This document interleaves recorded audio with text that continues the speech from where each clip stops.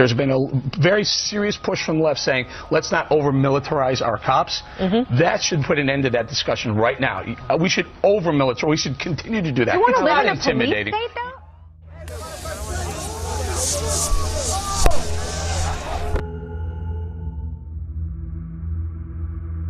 People across the globe mourn the victims of the Paris attacks. The leaders of the US and UK are using the atrocity as a pretext to launch another offensive on privacy.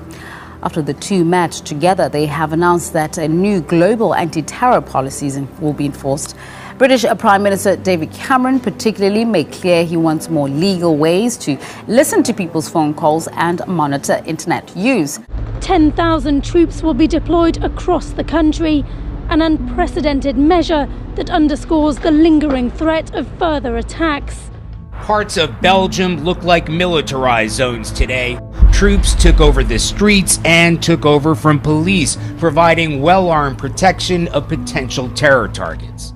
There was a time when governments tried to be hush-hush about their surveillance capabilities and plans, sensing that many people would be unwilling to sacrifice their privacy in the name of security. But not anymore. While on a tour of the Department of Homeland Security, US President Barack Obama has unveiled proposals to strengthen cybersecurity laws after recent hacking attacks against Sony Pictures and the federal government itself. Just yesterday, we saw the hack of a military Twitter account and YouTube channel.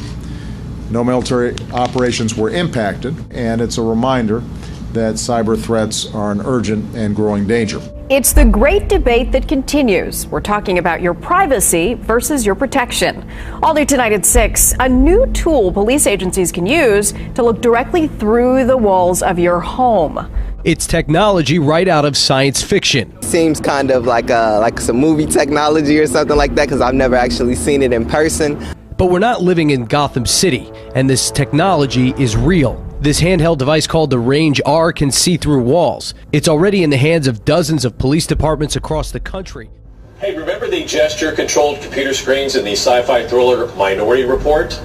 Well, something like this could soon become a reality. Apple has been granted a patent for a 3D gesture control system. It uses a camera to track your hand movements, which could eventually control a TV. The technology could also be applied to the iPad or Mac computer. Sure sounds like something out of Hollywood. A drug-smuggling drone strapped with more than 6 pounds of crystal meth crashes before crossing the U.S. border. Well, maybe this is something we could do right here in Detroit. The government is looking for help in developing advanced drones. DARPA has issued a call out to experts who can create the algorithms needed to make these types of vehicles a reality. What if I told you that we now have safe, smart, aware robots that can not only move in 2 dimensions, but they can move in 3 dimensions. These drones use the information from RealSense to see, think, and adapt. No more collisions. You can see they put down their controls, the drones are adapting to them. With our technology, these intelligent robots open doors that can lead to amazing wonders. I think this next story is also going to get you hot under the collar. North Carolina town agreeing to remove both a statue honoring our veterans and a Christian flag from a park. You can see what the statue is up on your screen there. That's so offensive, isn't it? The town sued by a man who said he was offended by the depiction of that soldier kneeling by a cross. Leaders at Duke University say credible threats forced the cancellation of plans for a Muslim call to prayer from the school's historic chapel tower.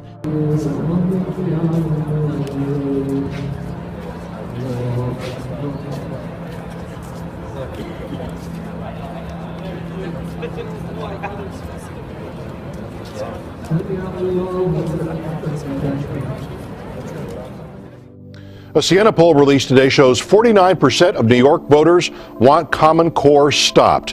And tonight, the fight against the curriculum became emotional at a local school. We've heard of students opting out of the Common Core standardized testing, but tonight a teacher is asking to opt out. I must go on record as strongly objecting to this test. This is not developmentally appropriate for my students, and I find it cruel and harmful to suggest that it is. My Little Pony fans embrace the toys and animated TV shows for their lighthearted nature and focus on sweet concepts. A Kickstarter project takes the My Little Pony toy look and applies it to a series of hell beasts bent on the destruction of the world, and is now getting more ambitious by offering the 4 horses of the apocalypse. Stewards of the symbolic doomsday clock are ringing the alarm about rising world threats. A survey of trends by the publication Bulletin of Atomic Scientists has placed the current time as 3 minutes to midnight. Based on their observations, the members of the Bulletin of the Atomic Scientists Science and Security Board find conditions in the world to be so threatening that they are moving the hands of the doomsday clock 2 minutes closer to midnight. It is now 3 minutes to midnight. The terrorist attack in Paris galvanized the world and sparked overwhelming sympathy. But the reaction to a massacre in Nigeria at the same time has been much different, even though many more people died there. Nigeria has also been grappling with a number of deadly terror attacks. Militants from Boko Haram have laid siege on villages in the north, killing hundreds, possibly thousands of people.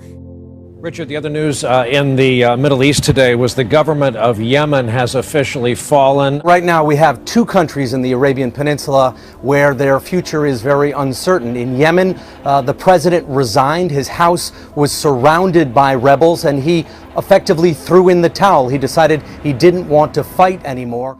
Late word from overseas tonight of the passing of a major figure in the Middle East. King Abdullah of Saudi Arabia has died at the age of 90. The Saudis are looking at the Iranians in the north, the Iranian allies, which is essentially Iraq, Syria, and Lebanon on one side, and Yemen now to the south and west under Iranian dominance. It's a loss of an ally against al-Qaeda, and it's a huge geopolitical gain for Iran, extending its influence over Arab states. Iran here in the east. You know about its influence here in Baghdad. We followed that for years. You know about its influence in Syria, backing Assad, the leader there, and you know its support for Hezbollah in the country of Lebanon. And now in the past week alone, you have Shiite-backed leaders here in Yemen throwing the country, or the government rather, out of power. And the sphere of influence here around this entire area, with Saudi Arabia now right here in the middle in the death of its king last night, or overnight, I should say, and just tucked away here in the left-hand corner is the country of Israel.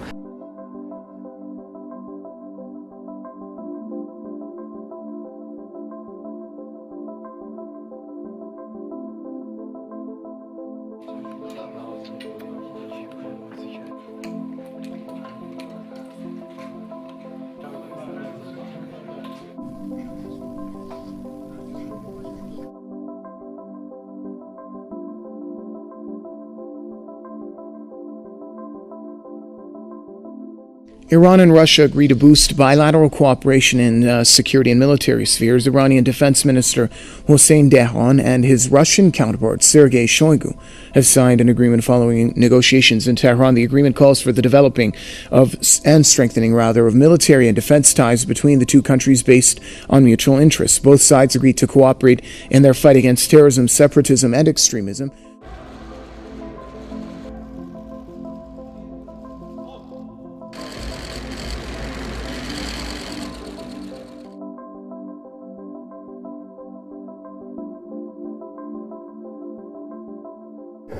The high-level visits, which are becoming much more frequent between Turkey and Ethiopia, have gained a significant momentum in the recent times. We are organizing these visits and talks in several vast areas, such as the military. Today is the start of a new era between Turkey and Ethiopia. Interesting comments, some would say shocking comments from Pope Francis this morning in response to the French terror attacks, implying free speech is not acceptable when it insults religion. Here's the direct quote. Here's what he said. One cannot provoke, one cannot insult other people's faith. One cannot make fun of faith. In freedom of expression, there are limits.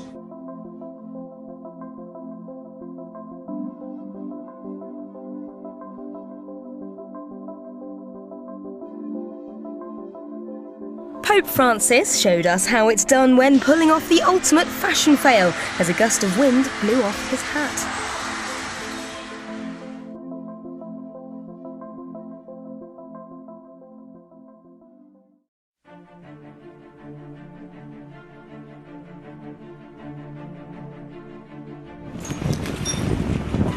This graphic footage, which some viewers may find disturbing, shows the carnage left in the wake of the latest heavy shelling in eastern Ukraine.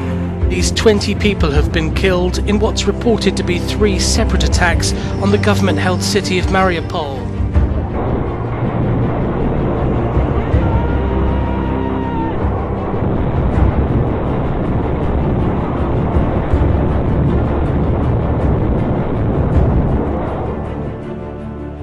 Iran has condemned the Israeli strike against Hezbollah fighters in the Syrian Golan Heights. And now, in anticipation of a possible Hezbollah response, Israel has reportedly put its military forces on high alert.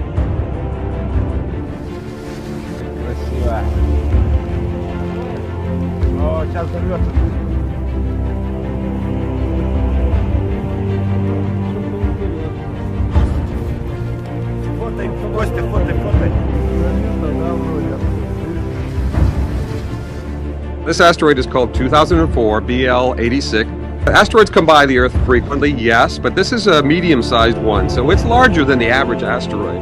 A big one is coming close to Earth, but no need to fret. There is no chance that this space rock will collide with our planet. By close, we mean more than 700,000 miles from Earth, or about 3 times the distance from here to the moon.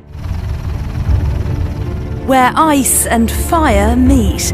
Lava pours out of Iceland's Bárðardunga volcano almost 5 months after its eruption began back in August. The impressive Hurlurain lava field cuts a swathe across the North Atlantic island.